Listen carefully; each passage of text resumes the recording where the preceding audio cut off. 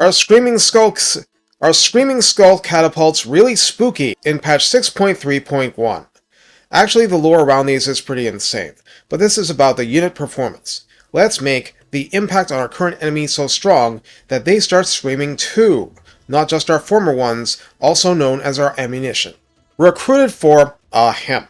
Costed 800 in multiplayer, which is actually shockingly low. This unit comes on ultra scale as 4 bony catapults with 4,356 health between them. Armor is 20, and we're not expecting much here. Leadership 40, speed 20 and cannot run, melee attack 10, melee defense 3, archer level hand-to-hand weapon damage. Consider melee to be second death, immediate or otherwise.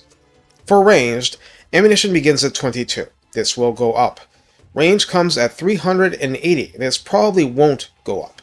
Missile damage is listed as 153 officially, and each attack is both magical attack and inflicts the Take Cover debuff for -8 leadership for 10 seconds, in addition to the debuff from getting shot with artillery at all. Direct skull impacts do base 30 and armor piercing 120, so direct impacts do hurt. Detonation radius is 5, and explosion damage is base 30 and armor piercing 65, but I am not sugarcoating the relatively flat firing arc, and there is no visible minimum range shown. So the arc is pretty much designed to cause friendly fire damage if you have regular troops around, unless you create gaps like you would for cannons. This middle ground works against you, most of the time, but the actual radius is pretty good. Reload time begins at 16 seconds, total accuracy 20, calibration distance 320 means it is not especially inaccurate until very far into its range. Calibration area 80 meters means there is a lot of drift. Penetration cap is large, and there is a maximum of 2 targets panned after the first, so they could be a fair distance between each other before the explosion. This is interesting, but often works against you. Mass is 2,000, by the way.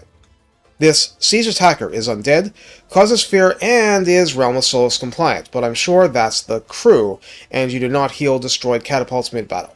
It cannot hide in forest. You bring it, its location is known unless it's physically out of the enemy's line of sight, like behind a tall hill. In the redline skills, Arrows of Asaph at 3 pips gives you ammunition plus 20% and missile strength plus 8%. Blessing of the Asp gives rank 7 and over catapults, ammunition plus 15%, missile strength plus 12%, and missile resistance 15% to boot. In the tech tree, it is actually the 5th dynasty we get boosts. Ancient Battle Sites offers ammunition plus 20% and reload time reduction 15% for the catapults. Ancient Quarries slaps on plus 10% missile strength more. Have you done the math? That means plus 55% ammunition, plus 30% missile strength, 15% missile resistance, and 15% lower reload time. Patronage of the 5th Dynasty further adds plus 2 to capacity for the catapults, which was very hard to get in the past, at least as I see it. It takes tier 3 of the chariot building, and it is the only thing you get for going as far as tier 3. So that's plus 1 to the catapult capacity. So at the very least, you can sport more of them in your total forces with the patronage running. So how do we use Screaming Skull catapults? These required a second bout of footage taking because it's so easy to give them bad looks, and my default map's undulating terrain is my choice of default map because, not despite, it reveals missile weapons with unfavorable arcs of fire. The overshoots, undershoots, random slams into uncooperative terrain, and so on, makes taking down loose formation crossbowmen an "we'll do it eventually" job.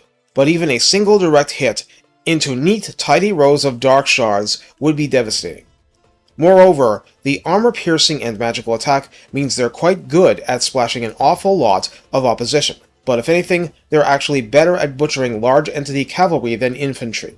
These are not mortars. Dwarfs will get chewed up by the armor piercing, demons won't find any solace, and as a generalist way to make your enemies suffer in agony, it's not bad. Why is it costed 800 in multiplayer?